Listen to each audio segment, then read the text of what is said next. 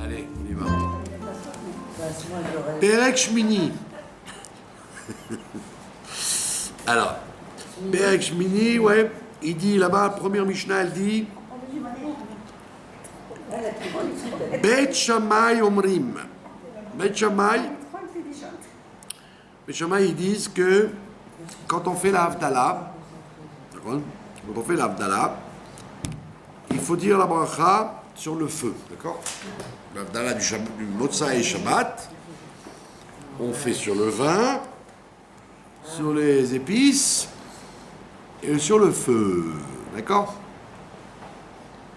Bon, évidemment, il y a écrit qu'il n'y a pas besoin d'aller chercher. Si on n'a pas de feu, ben on n'a pas de feu. À l'époque, c'était un problème. Des fois, il n'y avait pas de voisins qui avaient du feu. Donc, ils faisaient sans le feu. Aujourd'hui, il y a des allumettes, il y a du feu facile. Et qu'est-ce qu'il dit Bet Shammai? Il dit qu'il faut faire la bracha Shebara Meor Haesh. Comme ça, il dit. Que Dieu a créé l'origine du feu. Meor Haesh. Le luminaire du feu. Et par contre, Beth Hillel, il dit qu'est-ce qu'il dit Beth Hillel d'après vous? Il dit Boré Meor Haesh. Comme on sait très bien qu'on fait halakha comme Beth Hillel, donc c'est comme ça. Lui, Hillel, il dit Boré, il fabrique les méorés, les différentes luminaires de feu. D'accord? Qu'est-ce que ça change? D'accord? Qu'est-ce que ça change? Alors, elle dit Amarava. Bebara, quand on dit que Dieu il a créé le feu, là, Koulé Alma l'a plié. Personne ne discute là-dessus. C'est évident que Dieu a créé le feu à l'époque où il a créé le monde. Ok. Il n'y a pas une grande discussion là-dessus. De bara mashma, ça veut dire que ça a été fait déjà, ça y est. Qui plié, quand est-ce qu'ils discutent, les sages? Quand il dit Boré, maintenant, il crée le feu maintenant, Boré. D'accord? Donc Bet Shammai dit qu'il a créé le feu. Bara. Beth Hillel, il dit non, maintenant il le crée. D'accord? Et donc c'est un peu bizarre qu'ils disent qu'il crée maintenant le feu.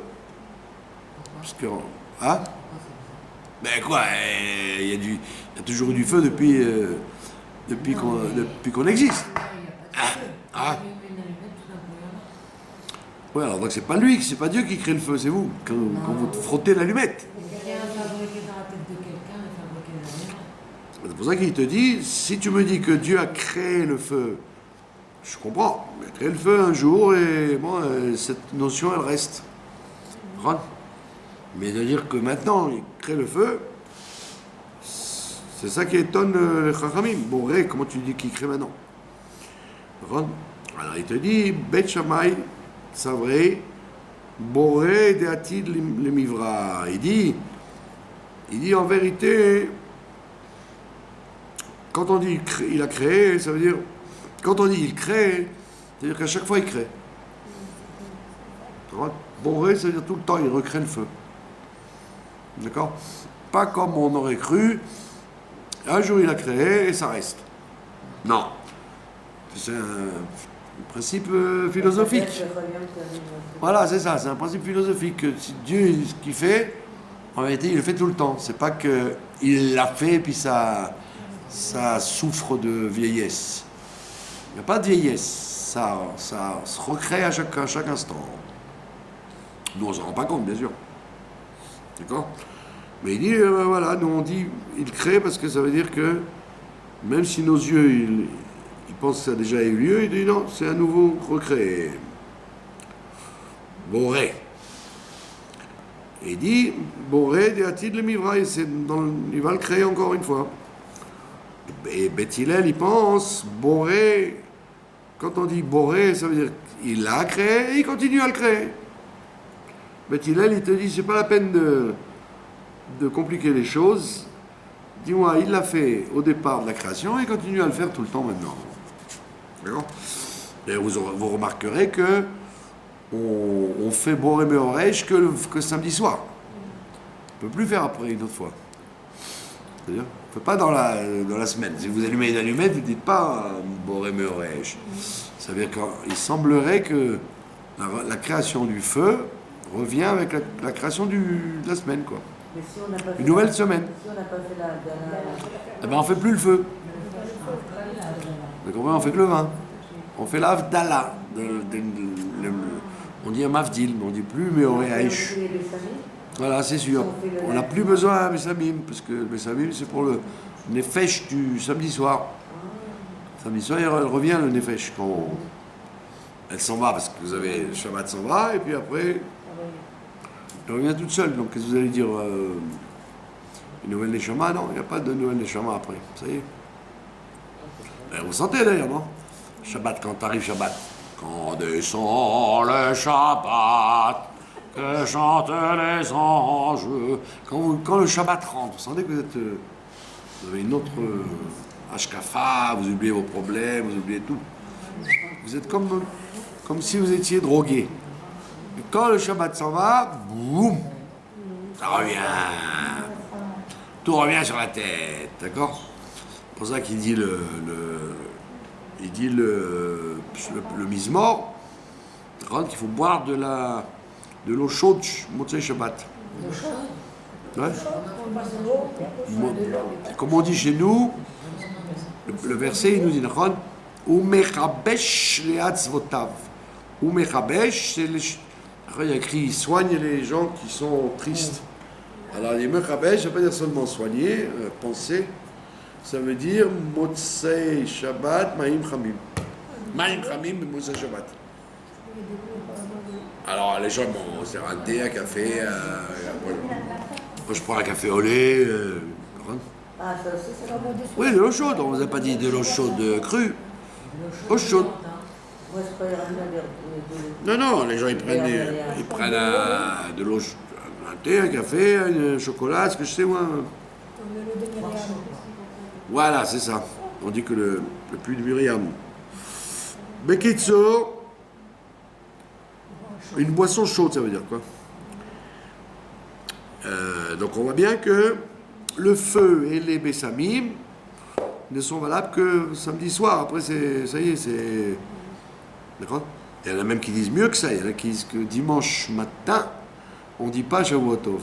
On dit Shavuotov que samedi soir. Ah bon? Ouais, parce qu'après... Parce que c'est parce que vous êtes triste, alors on vous souhaite Shavuotov. Mais le lendemain, ça y est, c'est fini.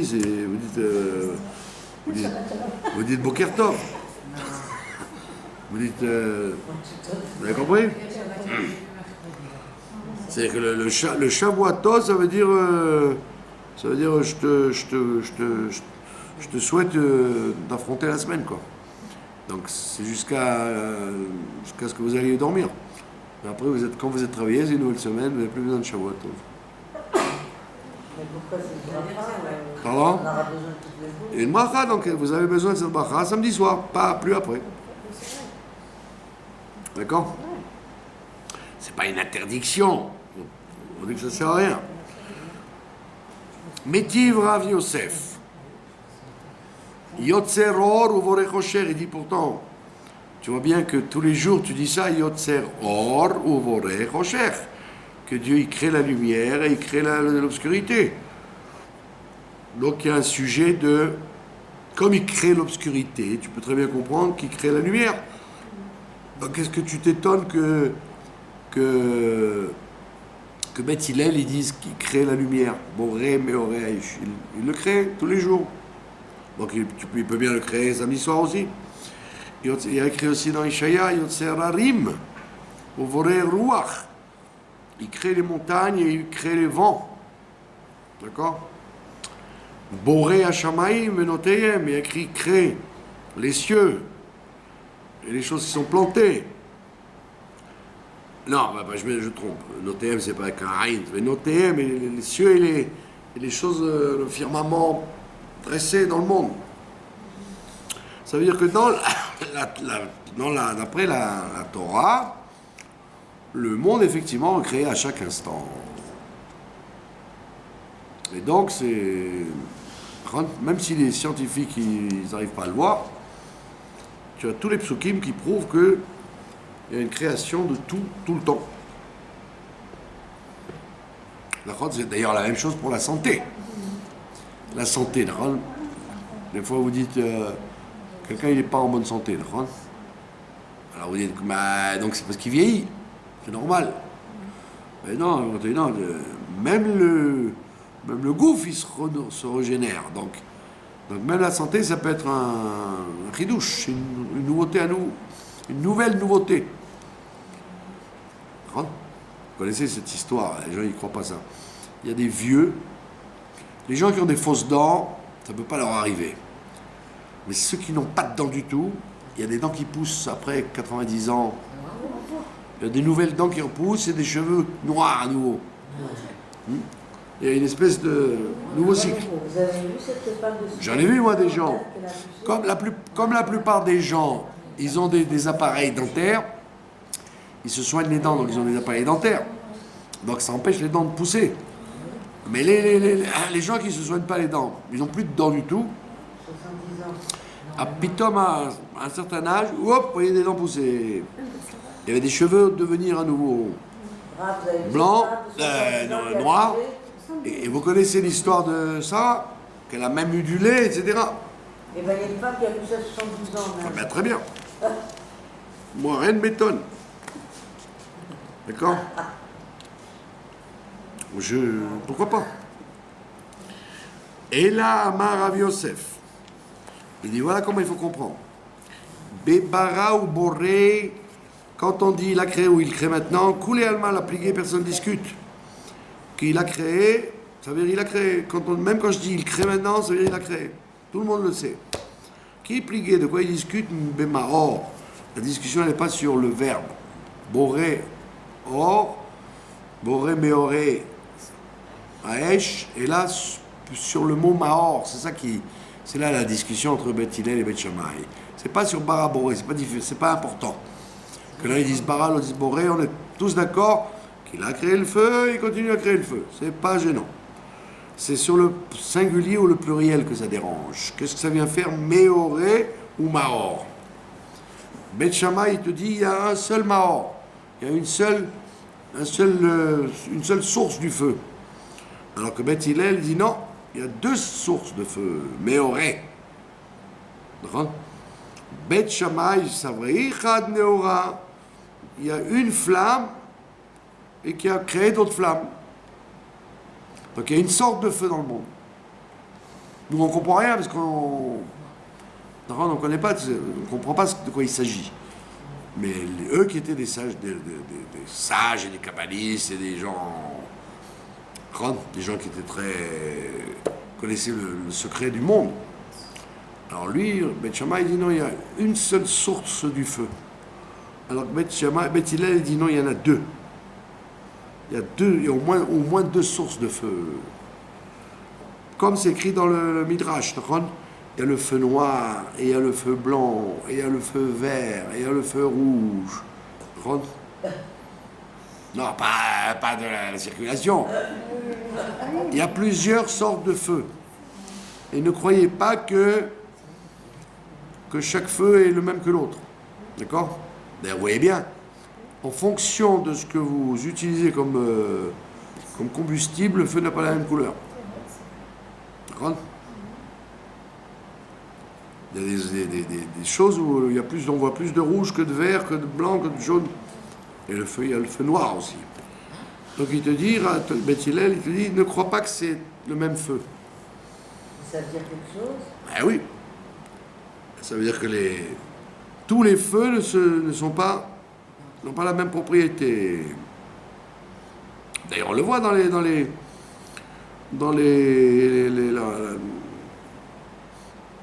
comment on appelle ça? Il y a le laser. Il y a la couleur rouge, la couleur verte, la couleur jaune. Même dans ça, ouais. Le feu n'a pas la même couleur. Les infrarouges, les ultraviolets. Alors on voit bien que c'est différent. Il y a des docteurs qui vous disent D'ailleurs, ils font ça en Finlande. En Finlande. Comme il n'y a pas de... Il fait toujours noir. Il fait toujours sombre. Donc les gens, ils sont déglingués, ils se suicident. Il y a beaucoup de suicidés là-bas, dans le pays scandinave. Parce qu'ils vivent dans l'obscurité trop longtemps. Vous savez ce qu'il veut dire pendant 6 mois dans le noir comme ça. Donc ils se jettent par la fenêtre, etc. Et bon, là où il y a plus de suicides, c'est là-bas. Alors qu'ils ont un niveau de vie extraordinaire. Finlande, Scandinavie, etc. Donc qu'est-ce qu'ils font les docteurs? Ils leur disent, ils vendent des projecteurs.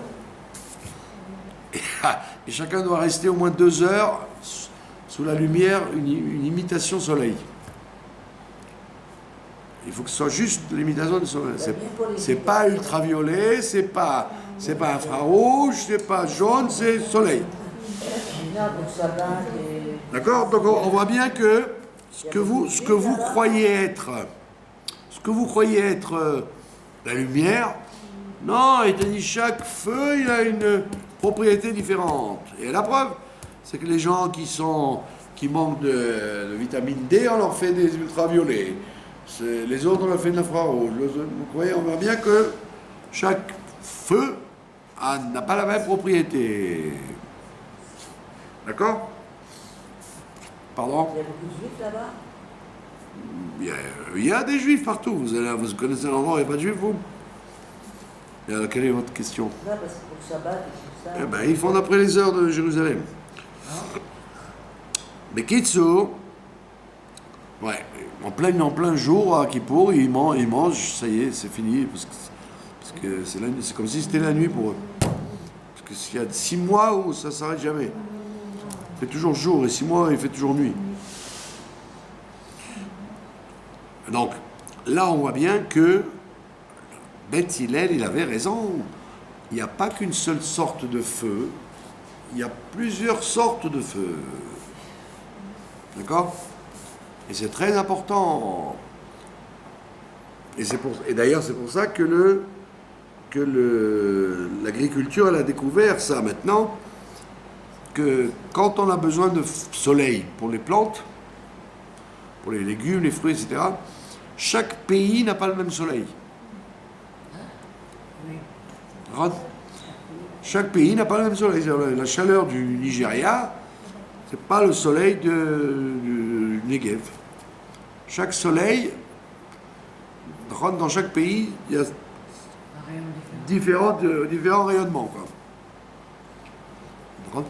Vous voyez bien, les gens vous disent, à Jérusalem, en Israël en général, et en Jérusalem en particulier, il y a une luminosité qu'il n'y a nulle part ailleurs.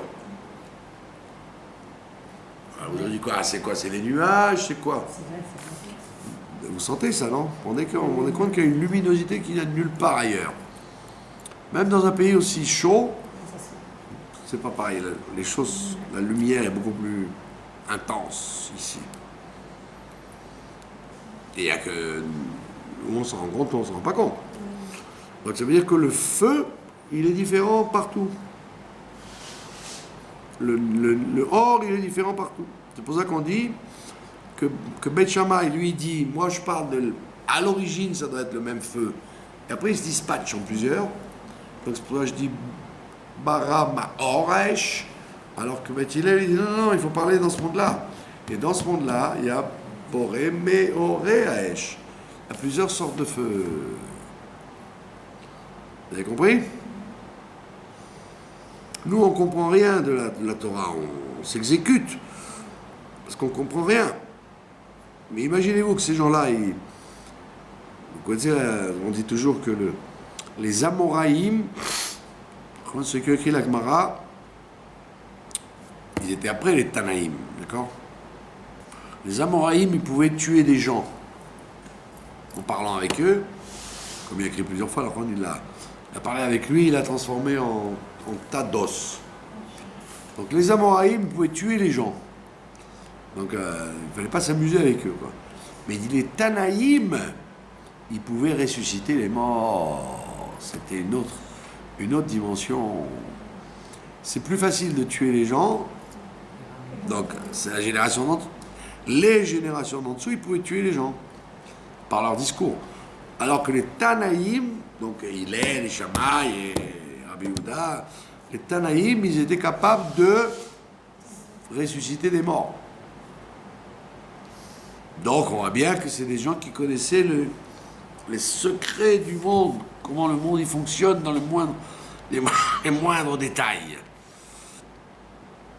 Seulement ils étaient une minorité, quoi. Il y avait des gens comme ça et le peuple qui ne connaissait rien, quoi. Alors que maintenant, on est tous très très très au courant des techniques des choses. C'est devenu très très populaire de connaître beaucoup de choses, mais il n'y a plus personne qui est profond. Il n'y a plus personne qui est capable de ressusciter les morts. Vous avez compris? Donc voilà. Avant c'était comme ça, une pyramide. Il y avait des gens au-dessus et en bas nuls. Alors que maintenant tout est équilibré. Il n'y a pas un si grand fossé entre le grand rabbin, les grands rabbins d'aujourd'hui et les gens, les ignorants d'aujourd'hui, quoi. Donc c'est pour ça que nous on s'exécute, on nous a dit Halakha Kebet Hillel, donc on dit Meoré Haesh. D'accord? Donc c'est ce qui te dit Bet Hillel. Tuva Neoré Ika Benura. Il y a beaucoup de lumière. Il y a beaucoup de lumière, il y a beaucoup de feu dans le feu. Alors, il y a beaucoup de feu dans le feu. Je veux dire, aujourd'hui, c'est pas shoot. Vous demandez à n'importe quel étudiant, il sait qu'il y a une différence entre un ultraviolet, un infrarouge, une lumière jaune, une lumière blanche. Tout le monde sait la différence maintenant. Ça soigne ça, ça soigne ça, ça brûle la peau, ça... Alors oui, maintenant, pourquoi, comme je dis toujours, en l'hiver, les 6 mois d'hiver, c'est bon pour ce qui est rouge, le cœur, les viscères, le sang,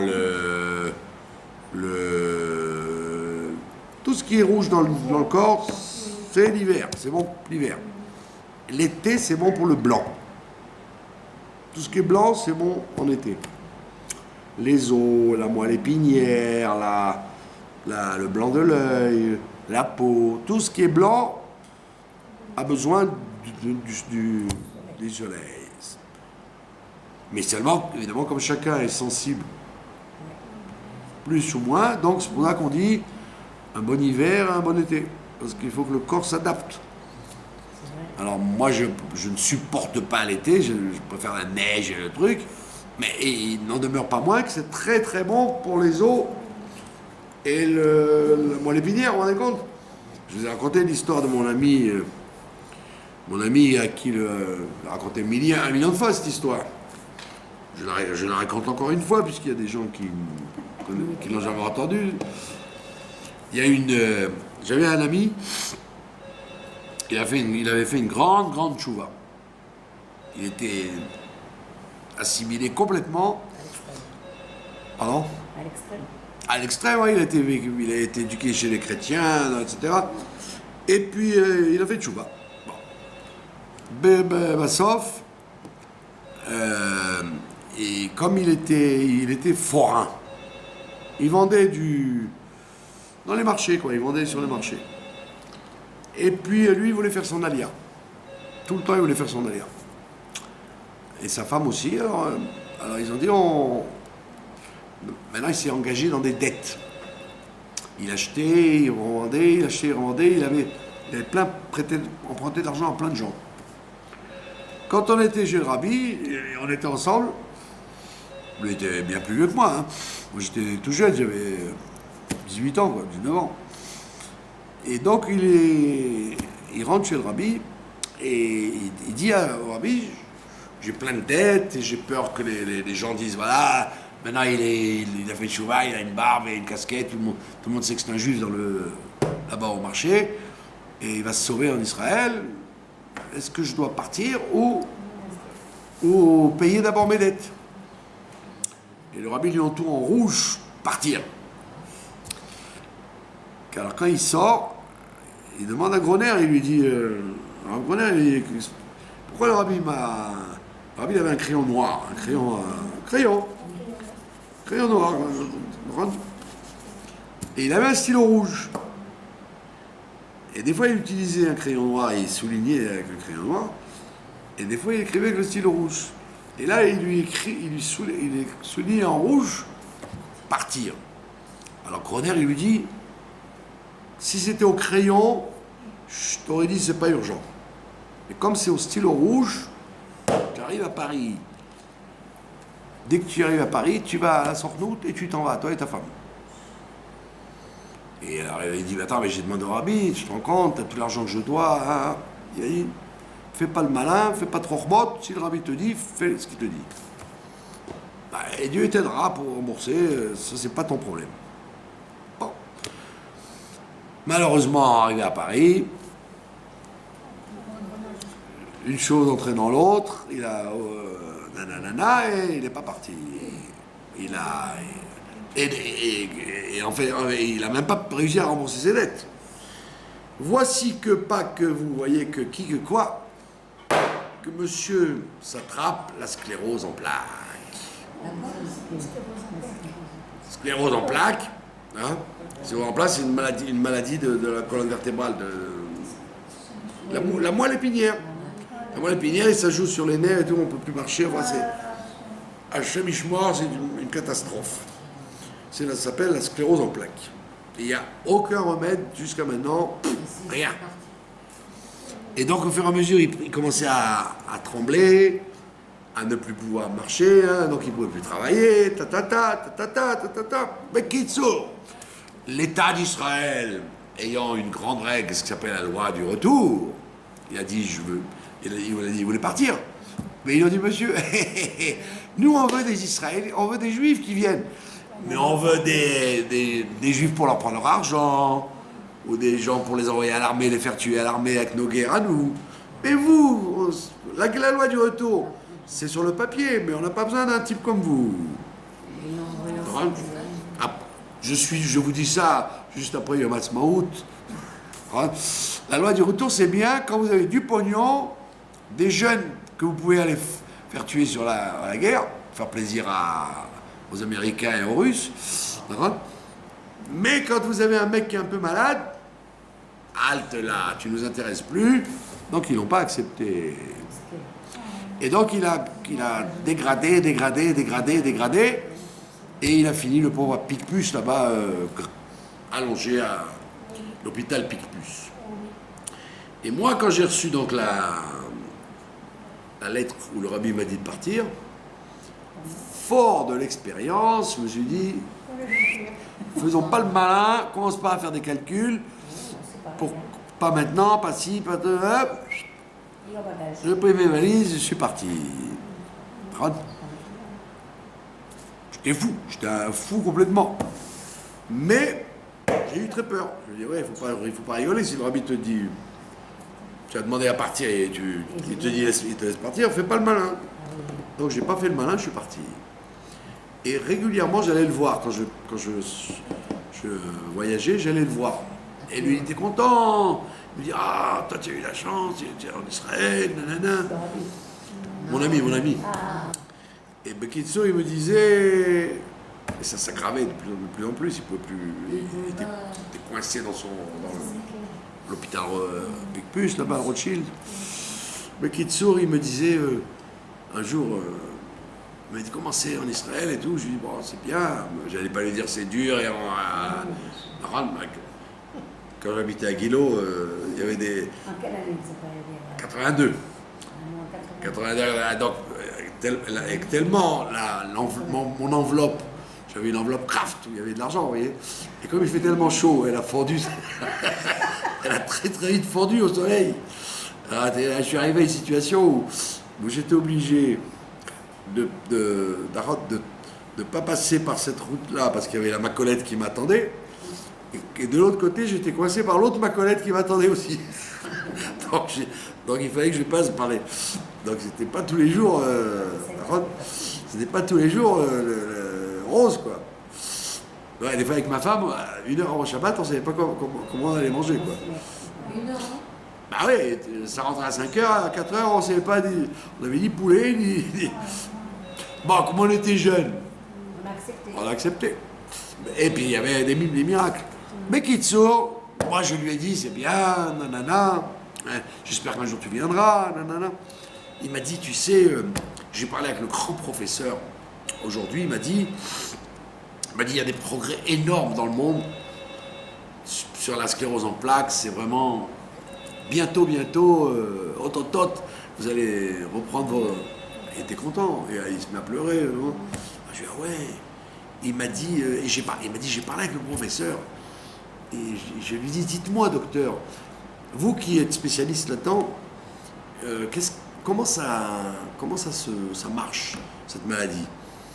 Alors il a dit, écoutez, quand elle est arrivée, on ne peut plus rien faire, sauf, bientôt on va pouvoir, mais on ne peut plus rien faire. Mais il dit, pour l'empêcher, il faut habiter dans un pays chaud. Tadam! Vous avez compris l'astuce? Le rabbi savait qu'il allait avoir ça bientôt. Et il a dit de ne pas rester à Paris, c'est piquoir nefesh, va-t'en, va en Israël, il fait chaud là-bas. Ça t'empêchera d'avoir la truc. Et il s'est bien pleuré. Il m'a dit, le rabbi m'a dit, quand il m'avait dit en rouge, souligné en rouge, ça veut dire, qu'est-ce que tu discutes, tes dettes, pas tes dettes, tu vas dans un pays chaud, tu vas échapper à la maladie. Et c'est vrai que, bon, tout le monde le sait, tous les gens qui habitent dans les pays chauds, c'est un pourcentage très minime de sclérose en plaques. La plupart qui l'ont ça, c'est dans les pays froids, en Europe, en Amérique, etc. Donc ça veut dire, pourquoi je vous ai raconté ça? Pour vous dire que le soleil, voilà, la lumière des 6 mois d'été sont très bons pour les os et la moelle épinière, etc. Et même si ça nous dérange, parce qu'il y en a qui n'aiment pas la chaleur, il y en a qui ne supportent pas la chaleur, ça comment dire, Marseille, ils sont insuqués par la chaleur. Même s'ils sont insuqués, ben, il vaut mieux être insuqué, boire de l'eau fraîche et rester à l'ombre. Et boire beaucoup. Donc ça veut dire que Hillel et Shammai, ils savent très bien de quoi ils parlent. Shammai te dit, il y a une lumière à l'origine, et après il y a plusieurs lumières. Et Beth Hillel, il dit non, il faut regarder les lumières telles qu'on les connaît ici. Et donc il faut dire Boré Meoré Aesh. Béni soit celui qui crée les différentes sortes de feu. Vous avez compris? Voilà. Donc c'est pour ça qu'on fait la bracha Boré Meoré Aesh. Alors maintenant il y en a qui éteignent la lumière pour faire la bracha. Vous connaissez ça, non? Il y en a qui éteignent la lumière samedi soir pour ne regarder que la flamme. Tanya Namiachi, il y en a qui disent Amolahem Bet Hillel Bet Shammai, Arbe Meorot Yesh Baour. Voilà. Il y en a qui nous disent que Bet Hillel, ils ont dit à Bet Shammai, il y a plein de sources dans le feu, et c'est pour ça qu'on doit dire Boré Meoré Aesh. Voilà. Tanu Rabbanan. Je vois que ça vous laisse. Pardon? Quel est votre problème? Alors éteignez-le. Tanu Rabbanan. Tanu Rabbanan. Ayu Yoshvin Bevet Midrash. Ils étaient assis dans le Bet Midrash. Ve'eviu hur lifneyem. Et on leur a amené du feu devant eux. À l'époque, les gens étaient, ils rentraient pas chez eux manger sur Dashlichit, etc. Non, ils restaient au Bet Midrash. Chacun il était à sa table, il étudiait. Et puis voilà, quand on fait Havdalah, alors on leur amène du feu. Mais on leur a amené du feu devant eux. Bet Shammai Omrim. Bet Shammai ils disent Kol echad ve'echad mevarech le'atzmo. Il dit chacun doit faire la bracha. Ça n'existe pas de de se rendre quitte. Chacun il prend comment on dit ça, l'initiative de dire la bracha. C'est pas comme le kiddush ou le où vous rendez quitte. Non, on te met le feu au milieu et chacun dit la bracha. Ou Bet Hillel omrim, Bet Hillel ils disent Echad mevarech lekulam. Bet Hillel dit non, il y en a un qui fait la bracha pour tout le monde. D'accord? Et pourquoi? Parce que Bet Hillel il dit, parce qu'il y a écrit dans les Mishlei, dans les Roi Salomon, Berov am adrat melech. Quand il y a un qui fait la bracha pour tout le monde, c'est beaucoup plus joli. D'accord? Donc effectivement, vous pouvez faire comme ça ou comme ça. Ou vous dites la bracha à chacun, ou il rend quitte tout le monde. D'accord? Alors maintenant, il y en a qui disent que les femmes, elles font pas la bracha. Vous saviez ça? Jamais compris pourquoi. Les femmes ne font pas la bracha du feu. Elles écoutent, elles disent Amen, et elles font comme ça aussi, si elles veulent. Mais elles ne font pas la bracha du feu. Et si on fait une femme, elle fait l'Abdallah? Mais je la... Ah? Si une femme, elle veut dire faire l'Abdallah. Ouais, alors c'est ça. Donc si une femme, elle fait Abdallah, il n'y aurait pas de raison qu'elle ne fasse pas. Je ne sais pas pourquoi il y aurait un problème de qu'elle fasse cette bracha. C'est pas quelque chose de contradictoire à la femme. D'accord? Bon, il faudrait vérifier d'où vient ce minag. De toute façon, on a dit tout à l'heure que c'était pas indispensable. L'Avdallah, l'essentiel, c'est le vin et la bracha de Amavdil ben Kodesh Lechol. Le reste, s'il n'y a pas, il n'y a pas. S'il n'y a pas de Bessamim ou il n'y a pas de feu, tant pis. Bishlama Bet Hillel Mefarshe Tama. Rashi, le te dit, ben, je comprends, Bet Hillel, il te dit, c'est beau qu'il y en ait un qui fasse pour tout le monde. C'est plus joli que chacun fasse. C'est plus joli qu'un fasse pour tout le monde que chacun fasse. C'est mieux. Mais pour Bet Shammai, alors pourquoi lui dit que c'est bien qu'un fasse pour tout le monde, que chacun fasse pour lui-même? Il dit Savri, parce qu'il pense comme ça. Savri, savour en hébreu, ça veut dire penser. Svara. D'après Bet Shammai, il pense quoi? Mipne bitul bet midrash. Pour éviter l'annulation de l'étude, ils étaient tous assis à sa place. Là, il fait tout fort. Tout le monde répond Amen, et puis c'est ça y est, pas besoin de plus. D'accord? Pour ne pas annuler l'étude. Ça veut dire que d'après Bet Shammai, bon, il faut dire qu'à l'époque, au temps de Bet Shammai, il n'y avait pas d'électricité. Donc c'est évident que si on a amené une flamme, tout le monde la voyait. Hein? Aujourd'hui, ça sert un peu... On se dit à quoi ça sert. Il y a déjà de la lumière. Par contre, c'est pour ça qu'il y en a qui éteignent. Mais à l'époque, c'était évident que quand vous ameniez une flamme dans le Beth Midrash, c'est qu'il faisait obscur, ça y est, c'est la nuit. On ne voyait rien. D'accord? Donc il dit, à ce moment-là, je comprends que de loin je la vois, je me rends quitte, je dis, bon, Rad Hashem, bon, je la vois, j'en profite. Alors que quand on est nous avec la lumière comme ça, si vous êtes de loin, vous ne voyez pas tellement la flamme, quoi. Puisqu'il y a de la lumière électrique. D'accord? Imaginez-vous aujourd'hui sans électricité. Il n'y a aucune vie aujourd'hui sans électricité. Tout ce qu'on fait à la longueur de journée, ça marche à l'électricité. C'est pour ça qu'il y a écrit dans les livres que les goïms qui ont inventé des choses comme ça, ils ont droit au monde futur. À chaque instant, ils ont droit au monde futur. Celui qui a inventé le Khashmal, vous vous rendez compte? Comment il s'appelait, monsieur Bell. Hein, comment il s'appelle? Ouais, c'est Chaque instant, il est au Gan Eden, celui-là. On est compte le nombre de gens dans le monde qui grâce au Khashmal, ils vivent. On est d'accord? Ceux qui ont inventé ou Pasteur qui a inventé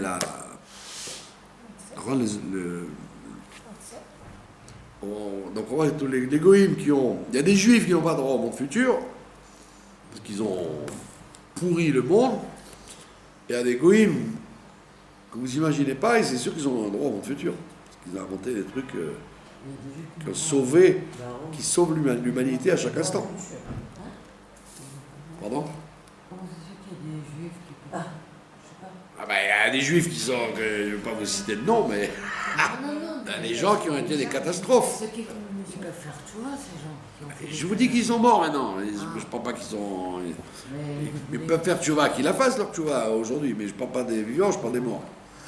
Il y a des gens qui sont morts, qui ont été catastrophiques pour eux et pour l'humanité. Alors qu'il y a des goïms qui ont, même s'ils ne s'appellent pas les chassidés ou Motorlam, Pasteur ou Bell ou l'autre là, ou Fleming qui a inventé Fleming, il a inventé comment on appelle ça? Aspirine, là, je sais pas quoi, là. Etc., etc., etc. Donc, aujourd'hui, donc, on a le Khashmal, donc, c'est pas vraiment, on n'est pas très sensible au feu de l'Avdallah.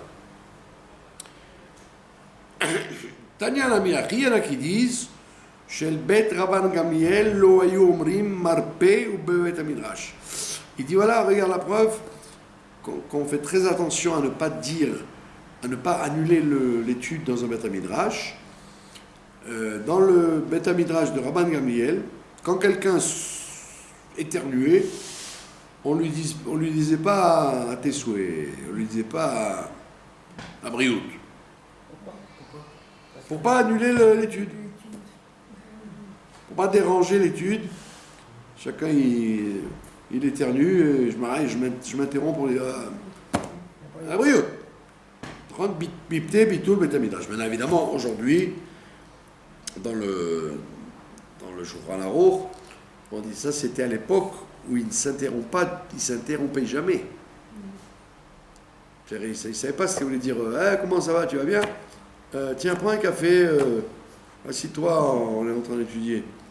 Tu as un bonbon, tu vas bien? Tu as des nouvelles de tonton Julot? Aujourd'hui, on s'arrête.